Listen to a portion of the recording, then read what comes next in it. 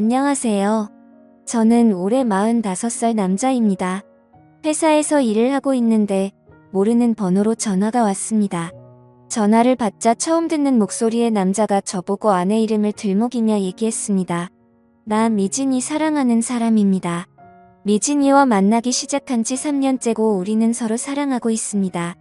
그런데 미진이가 마음이 약해서 차마 가정을 버리지 못하네요.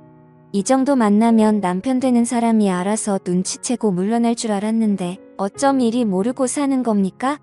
눈치가 없는 겁니까? 자기 아내한테 관심이 없는 겁니까? 어떻게 자기 아내가 매주 다른 남자를 만나고 오는데 3년이 돼도 모르고 있어요. 저는 일하다 말고 이게 뭔가 싶었습니다. 아내한테 애인이 있다니요. 그것도 3년이나 만난 애인이 있다니 아무리 생각해도 너무 말도 안 되는 소리다 했지요. 진짜 애인이라고 쳐도 상간남이 전화가 와서 내가 네 아내 애인이라고 얘기하는 게 이게 상식적으로 말이 안 되는 소리 같아. 순간 이거 신종 사기 전화구나 했습니다. 개인정보 빼가서 내 전화기에 있는 가족들 전화번호로 내 가족인 척 친척인 척하는 사기 전화가 많다고 하더니 이것도 그 비슷한 종류의 스팸이라고 생각했던 거지요. 그래서 저는 야, 너 뭐야? 너 보이스피싱이지? 했더니 그 남자가 아주 신경 거슬리게 웃더니 전화를 끊어버렸습니다. 저는 기분이 아주 찝찝하고 더러웠지만 그냥 그렇게 끊는 걸 보니 스팸이 맞나 보다 생각하고 털어버렸습니다. 그리고 그날 저녁 아내한테 가서 당신 애인 있어? 당신 애인이 전화 왔던데. 나 미진이 애인이라고 했더니 아내가 그게 무슨 말이야 무슨 말도 안 되는 소리야 했습니다. 그래서 제가 당신이 그렇게 얘기할 줄 알았어. 나도 똑같이 얘기했어. 무슨 말도 안 되는 소리냐고 내가 보이스피싱이지 하니까 웃으면서 전화를 끊어버리대. 요즘 스팸 무서워. 내 개인정보는 대체 어디서 빼가서 사기를 치는 거야.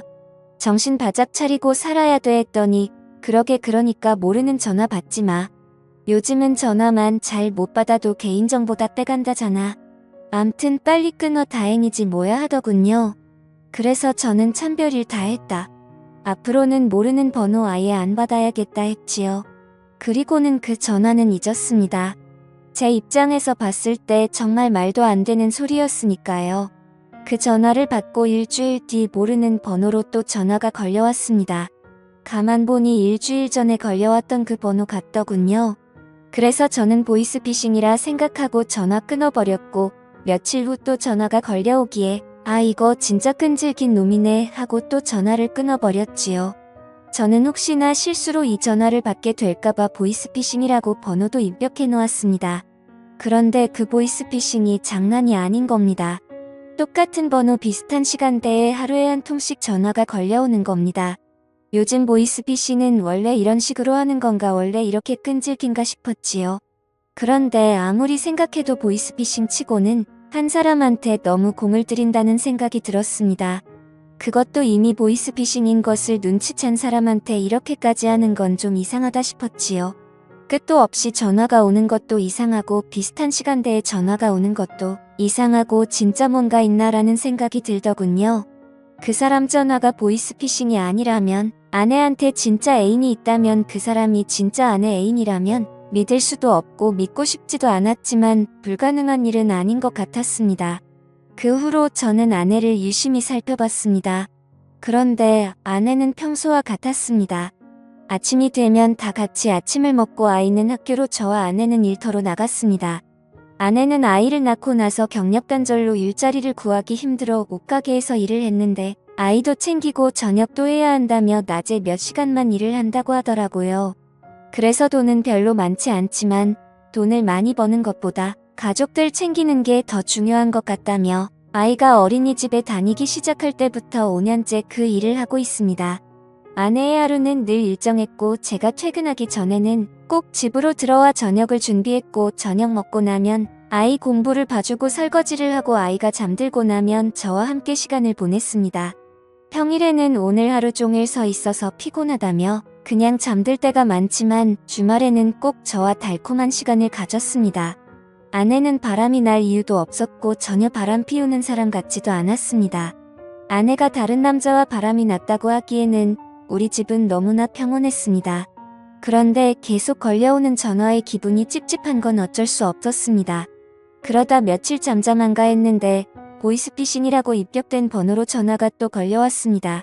저는 전화를 받을까 말까 하다가 이게 뭔지 진짜 보이스피싱이 맞는지 확인은 한번 해봐야겠다 싶었습니다. 그래서 전화를 받았지요. 처음에 받았을 때는 별 생각 없이 받아서 몰랐는데 다시 받아보니 이 사람이 한 전화는 공중전화 같았습니다. 내가 전화를 받으니 통화하기 진짜 힘든 사람이구만. 이제야 전화 받아요? 지금까지 정말 내가 헛소리했다고 생각한 모양이네. 그런데 오늘은 전화 왜 받았어요? 가만 보니 아내가 바람피는 것 같죠? 하더군요. 당신 뭐야 뭐하는 사람이야? 했더니 나 당신 아내 애인. 당신보다 더 당신 아내를 사랑하는 사람입니다. 하더군요. 이거 미친 사람 아니야. 야, 너 뭐야? 너 왜 자꾸 이따위 전화하고 그래? 이유가 뭐야?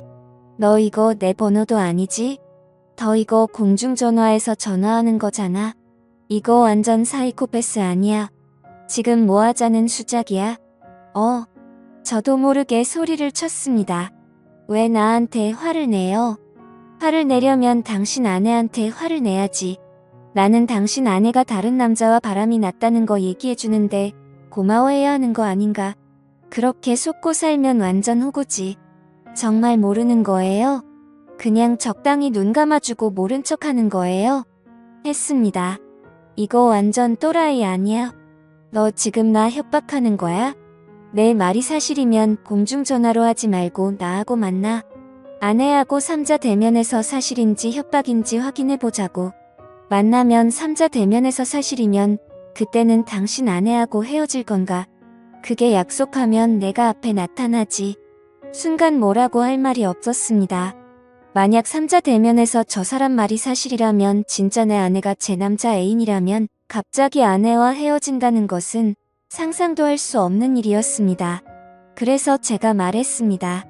나는 내 아내를 믿고 당신 말이 사실이라고 생각하지 않아. 하지만 이렇게 전화해서 얘기를 하는 데는 그만한 이유가 있을 것 같은데 나 생각할 시간이 필요해. 내일 다시 전화를 주면 내가 3자 대면을 할지 말지 결정할 테니까 내일 다시 얘기했지요.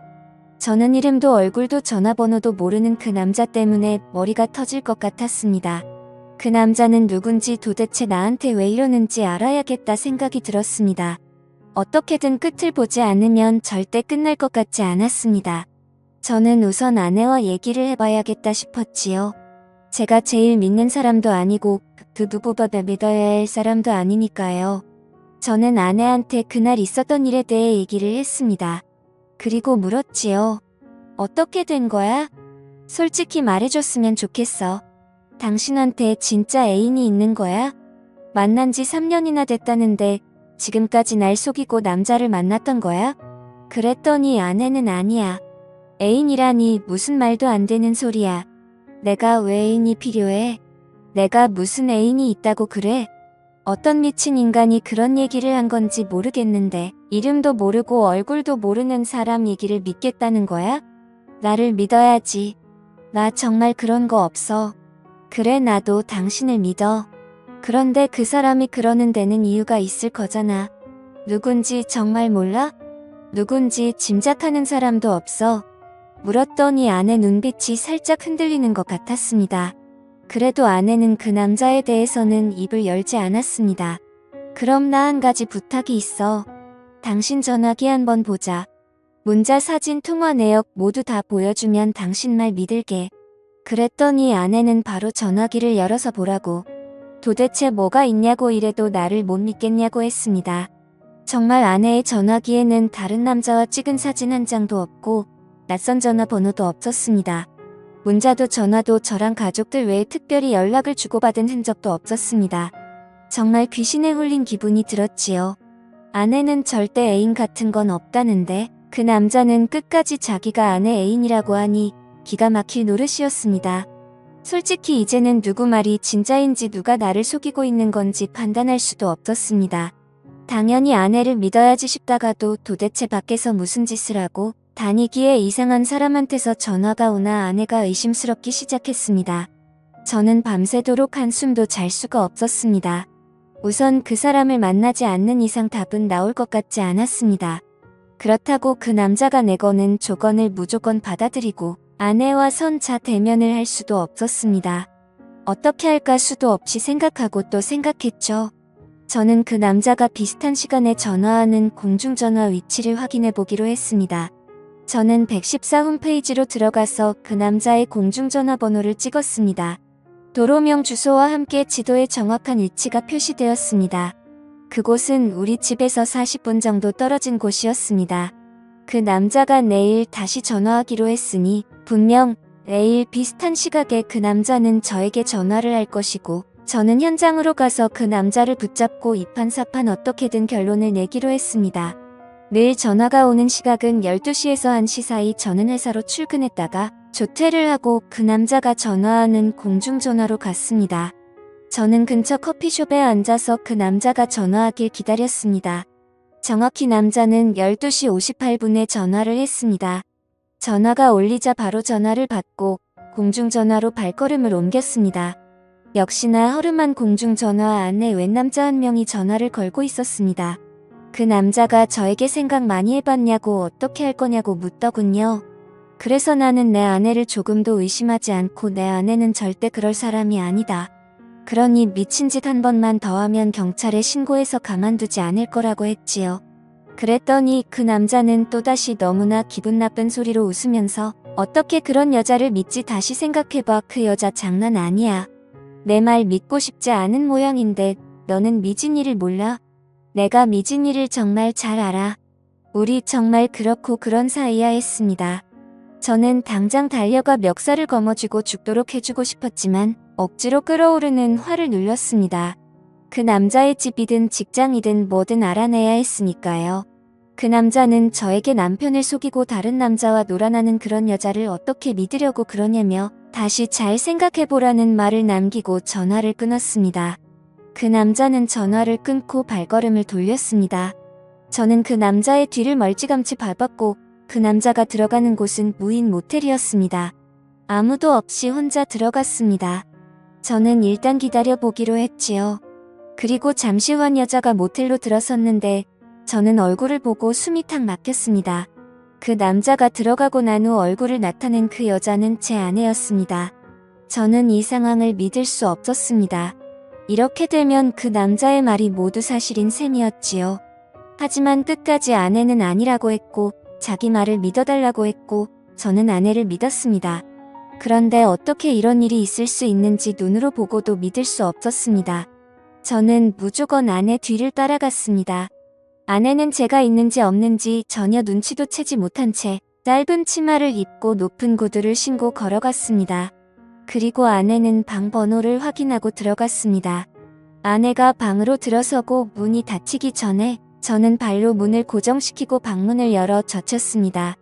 아내와 제 눈이 마주친 순간 죽은 사람이 살아 돌아오기라도 한 듯 아내는 소스라치게 놀라며 그 자리에 주저앉아 버렸습니다. 당신이 여기 어떻게? 아내는 차마 말을 잇지 못했고 그 남자는 올 것이 왔다는 듯 특히 당황하지 않았습니다. 저는 아내를 붙잡고 소리쳤습니다. 이게 어떻게 된 일이야? 아니라고 했잖아. 나 당신을 믿었어. 그런데 이게 뭐야? 지금 이 시간에 당신이 왜 여기 있어? 왜 여기 있냐고 나한테 전화한 저놈이랑 왜 여기 있어? 진짜 저놈 애인이라도 되는 거야? 저놈 말이 다 맞아? 그런 거야. 내가 미친 사람처럼 소리를 쳤다. 아내는 내가 묻는 말에는 대답하지 않고 저 인간이 전화했어. 당신한테 전화한 사람이 저 인간이야. 하더군요. 그랬더니 그 남자가 얘기했다고 말하더군요. 내가 전화했어. 우리 둘이 3년을 만났다고 우리 둘이 그렇고 그런 사이라고 했지. 다른 남자 품에 안기는 여자 왜 끼고 사냐고 헤어지라고 했어. 당신 남편과 나를 위해서. 그 남자 얘기가 끝나자 아내는 그 남자에게 다가가 있는 힘을 다해 그 남자 뺨을 3대에 후려쳤더군요. 이 안에서 있었던 일 절대 발설하지 않는다. 이게 이 세계 룰 아니야. 그런데 너 왜 이래? 내 남편한테 왜 전화를 한 거야? 얘기해서 뭐하게 도대체 뭐 하자는 거야? 도대체 왜 그랬냐고 아내가 울고 불고 소리쳤습니다. 자꾸 만나다 보니 내가 좋아져서 너를 사랑하게 돼서 그래서 다른 남자하고 공유하고 싶지 않아서 왜 그러면 안 돼? 그러니까 내가 이중생활 그만하라고 했잖아. 그만하고 그냥 나랑 살자고. 이 남편하고도 헤어지고 그냥 나랑 살자고 몇 번이나 말했어. 일 그만두면 내가 버는 이 돈 몇 배로 준다고 내가 얘기했잖아. 그 남자 말이 끝나기도 전에 아내는 그 남자 뺨을 한 대 더 올렸습니다. 나 아이가 있다고 몇 번을 말했어. 내가 비록 여기에 돈 벌러 나왔지만 가정은 깨고 싶지 않다고. 나는 내 남편도 사랑하고 내 아이도 사랑해. 그러니까 우리 사이는 여기까지라고 돈을 받고 만나는 사이 그 이상도 아니라고 했잖아. 그런데 왜 이래? 왜 이렇게까지 하는 건데? 내가 절대 안 된다고 했잖아. 그럼 나는 언제까지 너를 다른 남자들하고 공유해야 하는데? 왜 내 마음을 몰라주는 거야? 나 정말로 더 사랑해. 진짜 사랑한다고 둘이 대화하는 꼴을 보고 있자니 피가 거꾸로 솟는 것 같았습니다. 저는 모텔 안에 있는 TV 쓰레기통 탁자 다 집어던져 버렸습니다. 아내는 그동안 돈을 받고 이딴 짓을 하고 있었던 겁니다. 저한테는 옷가게에서 일한다고 해놓고 아내는 이곳으로 출근을 했던 겁니다. 저 대단한 회사는 아니지만 중견기업에 다니고 있고 한 달에 400만 원 정도 월급 받고 있습니다. 보너스, 휴가비, 교통비는 별도로 받고요. 저 지금까지 일하면서 한 푼도 안 쓰고 아내한테 그 월급 다 가져다 주고 저는 필요한 만큼 아내한테 돈 받아서 썼습니다.